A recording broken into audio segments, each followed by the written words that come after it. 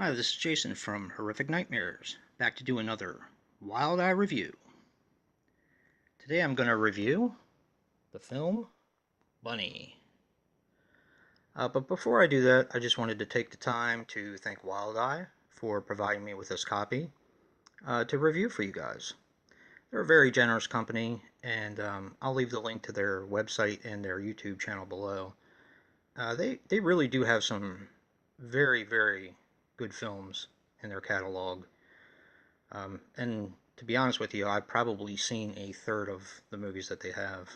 Um, they're very impressive. They are a low budget company, but they do give filmmakers their start, and I have a lot of respect for that. So definitely check them out. Like I said, I'll leave their YouTube channel and their website link in the description box below. Now, Bunny is a 2013 film, and it clocks in at like 70 minutes. Now, the IMDb says 60 minutes, and technically they're right, but there is more to the film at the end during the credits. So this is one of the ones you have to stick around for. I was really, really looking forward to seeing this. Anybody who watches my channel knows I love my slasher movies, so like I said, I was really looking forward to seeing this. I mean, how could you not be looking forward to seeing this? Look at this cover. That is so cool. Now, I'm going to give a brief synopsis. Well, first, let me take the time, and the director and the writer is Daniel Benedict. He also starred in the film and played a guy named Rick. And let me tell you something. I gotta hand it to this guy. He played one of the most unlikable characters that I have ever seen in movies. And if you guys watch this film, you'll definitely know, what I'm talking about. Unfortunately, a majority of the cast was unlikable, but he was definitely at the top of the list. The girls just seemed kind of stupid, and, he treated them like garbage, but they kind of lapped it up, and I don't know what it is. I don't like to see women played like that. I don't know. Maybe it's just me. I like to see women that have guts and dignity and that fight back and, kick a guy in the crotch or something. I don't know. Do something. But anyway.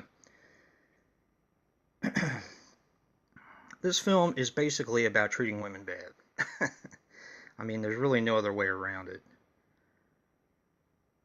It starts out with a woman who has a child, and her husband's a complete jerk, and treats her like crap.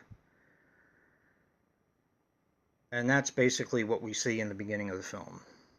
Fast forward to a group of kids that are going to a Halloween party, I believe. And instead, they end up going to a Halloween shop that is closed, which I thought was a pretty cool setting at first. And then they end up in some kind of like industrial warehouse basement, which maybe that's just the lower level of the Halloween shop, but it kind of seemed a little out of place. But regardless, the kids start getting dispatched, of course, one by one in typical horror movie fashion, and it kind of takes a while for Bunny to come out of the woodwork. Although you know from the title, of course, that she's the one doing it, but you don't exactly know why. This is where the movie got interesting to me. I'm not going to tell you why. I kind of want you to watch it and see for yourself. But I thought it was interesting, and it played on one of the things I didn't like about the film at first. Let's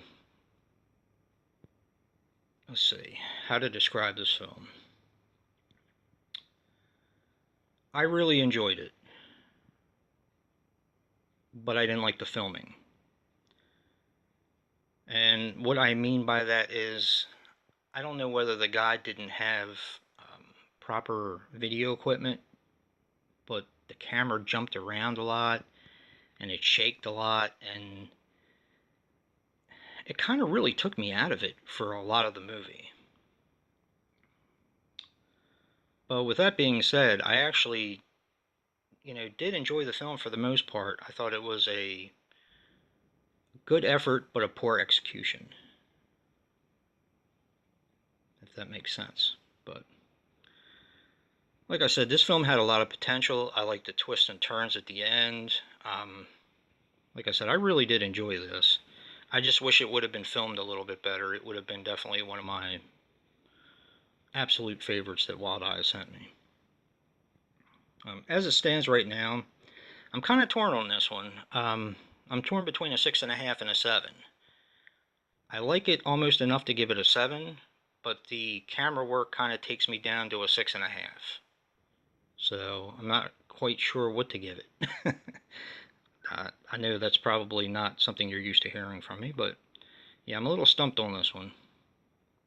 Um, but I do wanted to take the time to thank Wild Eye again for sending me this copy to review. My recommendation on this one is if you are a die-hard slasher film, you'll probably like this one. If you're not, you might want to avoid it because, like I said, the camera work's not very good and it's liable to take you out of the film. But if you like what you see in here, hit that like button and subscribe. And until next time, peace.